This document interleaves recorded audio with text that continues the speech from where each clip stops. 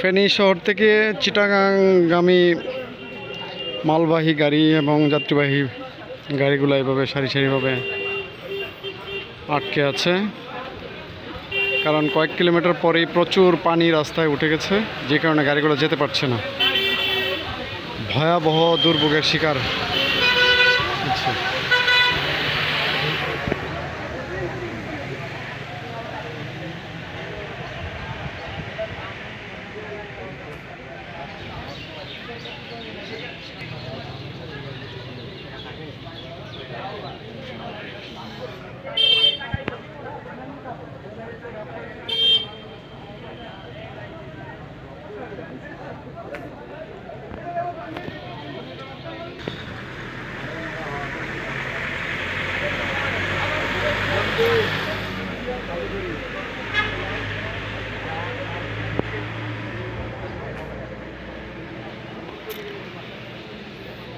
ভয়াবহ জ্যাম।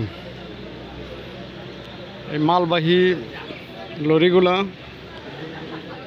চট্টগ্রামের উদ্দেশ্যে যাওয়ার জন্য কয়েক কিলোমিটার লম্বা জ্যাম,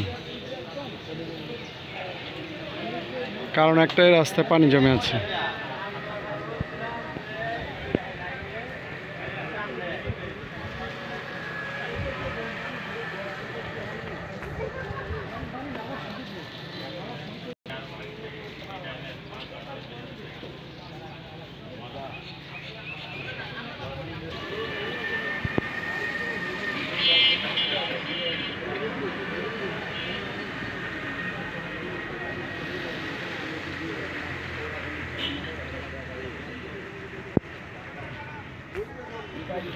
ফেনী শহর থেকে কয়েক কিলোমিটার জুড়ে এই যানজট সৃষ্টি হয়েছে, কারণ একটাই রাস্তায় পানি জমে আছে, গাড়ি যেতে পারছে না।